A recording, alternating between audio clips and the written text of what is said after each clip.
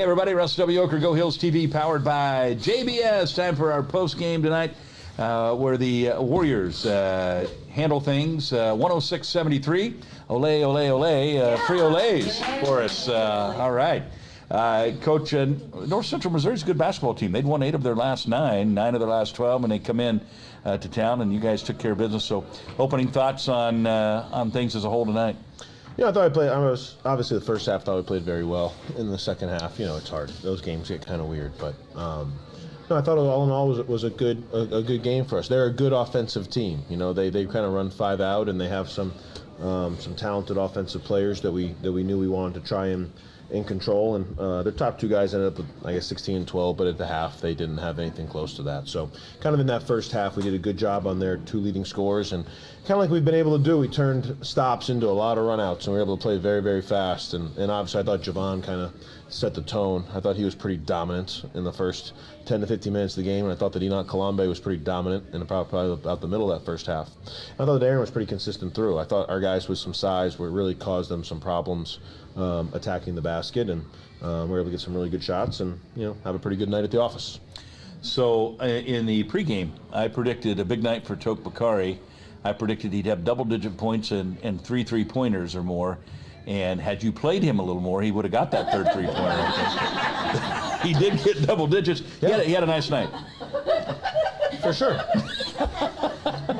And I'm sure that every one of the people back home that watch the game on his behalf feel the same way, Russ. So there in the second half, I thought I was going to have to text you and say, hey, I got a lot riding on Toke getting another 3-pointer. Get him in there. We're always focused on trying to make sure every player continues to play better and to play in a way that will help us win. So I thought Tokes was clearly trying to score a little bit in the second half, and we want him to be aggressive and score. Right. At the same time, we want the ball moving, and we want to make sure that we do. He is a scorer, but he's a good player. So Tokes and Taj, all right. I'm from Connecticut, so I can speak on this a little bit. Kind of when you grow up in the Northeast, there's a little different mentality. So kind of in these games, sometimes when they've decided that we've won, sometimes they get a little overly aggressive trying to score. So yeah. But honestly, it's what they do. They put the ball in the bucket. So Tokes has had a good stretch here. He's playing good basketball. And no doubt, Taj, and it's for 2 years, Tokes for 1. We hold them to a very, very high standard, and we're trying to make them better basketball players every day. Both those guys want to be professionals. So I don't care what the score is. I don't care what the game is. We're not chasing any kind of stats. Our individual stats aren't the prettiest things in the world. So I tell these guys, you ain't going to affect it that much at this point. So. But if we can win a championship, that'll affect things in a major way. So we're trying to just continue to get everybody to play with a winning mindset, and I thought for the most part everybody on our team did that tonight. The defense, obviously, I always hear you say defense leads to offense, and I thought our intensity was good early and really just took control right out of the chute. Yeah, for sure. I thought, even when we were maybe up 30-13, there was a timeout, and I thought, they banked in one shot. They made a tough shot over Tokes, I think, and there was one more that we referenced that was one that they earned. Davin trailed him off a screen, and number 1, Irvin, made a shot we wanted him to shoot.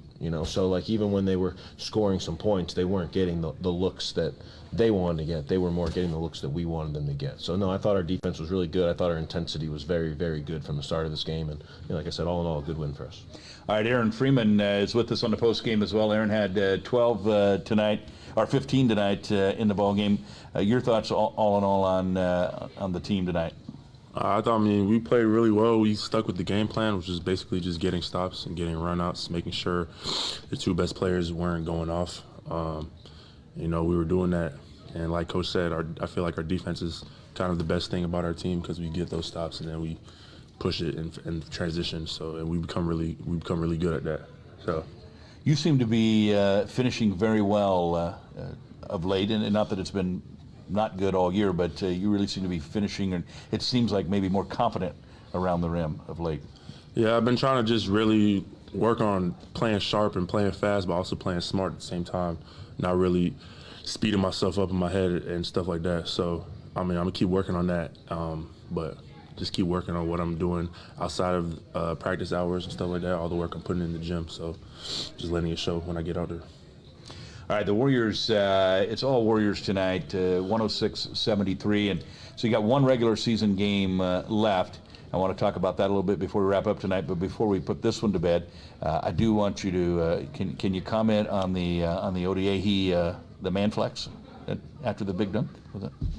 Well, Leroy led us in rebounding tonight, so, well, sometimes I do make a habit of giving Leroy a hard time. I could say it's in my top 10 of favorite things to do, probably. But when he leads us in rebounding, he gets a pass. So, okay. Maybe another day I'll comment on that flex. But he was rebounding and he's finishing at the basket. And I thought Leroy played really hard, and I thought Leroy did a really good job tonight. And I'm happy for him to get some. I mean, like I said, he was on the floor the last possession of the John A. Logan game. So I kind of feel like with Leroy, like he's a little bit of a specialist player on our team because, there's really nobody on that team for him to guard. Like the moment we're going to need Leroy this year is going to be a really important spot. When we had Trey Harris on our team last year, all year I'd say, Trey, like, you're not going to play garbage time, man. It's going to be a crucial spot that we need you to get a stop. I kind of feel like Leroy and Trey are different players, but it's the same type of situation, So we want Leroy. I thought he did a great job at Kankakee on Saturday, and I thought he did a great job tonight. So it's kind of hard to tell. The minutes are a little bit inconsistent, and both teams didn't really have a guy for him to guard. But I think these have been two of Leroy's stronger stretches here, certainly since Christmas. So it's really good to have a talent like that figure it out. And yeah, the flex didn't scare me. I know that. But at the same time, I'm really happy that he's rebounding and defending and walling up at the rim and playing well because he's a different dynamic. And it's really good to have a talent like him that's available to help us win games down the stretch here. Mm-hmm. Aaron, how difficult is it in the second half? It's almost a 40-point game. I mean, nobody wants to say a game is over, but let's be honest, the game was over. I mean, and so as a player, you have to stay focused. How difficult is that to do in a game like that? I mean, it can be hard at times, but it's just a mental thing. Just got to stay locked in. Everybody's got to stay on the same page because, I mean, we don't have many games left. So this last final stretch, we all got to be locked in and bought in the same thing. 10 in a row for the Warriors now. And, Coach, we're going to end the regular season on Saturday night with Triton, who's ranked 10th. They've had a great season, a couple of wins over Southeastern. They gave us all we wanted over there.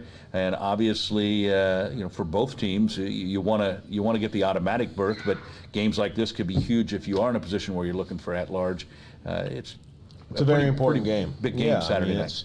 As you know, Russ, I don't consider any game a must-win game. But it's a very important game. I mean, and it's one of those ones that I think that both teams are very strong teams, have had great seasons. And it's a game that, in all honesty, it's fun to play. Because it's, I don't know. I think a lot of coaches sometimes get a little nervous. Oh, why would we want to play a game that's not a conference game that we might lose? And honestly, because it's going to be really good for these guys, like no matter what. Like every time that we get a chance to take the floor and play a top 10 team in the country, like that's something, I mean, the game at Triton, I mean, they will remember forever. I'm not saying that was the most memorable game, but shoot, anytime that you have a tie game with 30 seconds to go and you're able to win, you learn something that helps yourself moving forward. That was a game that, I thought Ahren and Yassine were both great in that game, and Ahren got banged, Ahren got hurt. Ahren played a really strong 10 or 11 minutes in the first half. And he got hurt, and then Yassine came in and played a really strong 10 or 11 minutes in the second half. And I think they both kind of found themselves a little bit in that game because they performed at a very high level. So it's, you have these, you can't, it's hard to learn and to really, to long-term benefit from, games that aren't highly competitive. Whereas this game on Saturday, it's one more non-postseason test for us to find, to learn about ourselves, to kind of get back, if we play well and win, well, cool. Now we know what we're capable of. If we don't, then it's good that you get one more time before, it really hurts you, where you can figure it out. As Ahren said, we're only guaranteed 2 opportunities left to take the floor together. So I think this is a group that really cherishes those and has enjoyed playing with one another, and obviously enjoys playing in the Hellier Center. So obviously it's they haven't lost since we beat them. We haven't lost since the game before we beat them. So I would think they've won probably 10 or 11 in a row as well. 2 of the hottest teams in the country, and 2 teams that for sure are hoping to make a national championship caliber type run. So I think it'll be a heck of a basketball game, and I think we're all looking forward to it. And that will be blackout night on Saturday night. So let's make sure you put on your black gear, blackout night for the big one against Triton on Saturday night, 7 o'clock tip. and that'll be the final regular season game of the year. The Warriors take it tonight in big fashion, 106-73. 10 in a row for the Warriors, now 24-5 on the season. That's going to do it for us tonight. Big thanks to Coach Hank and Ahren Freeman for joining us on the postgame on Go Hills TV, powered by JBS. Go Warriors!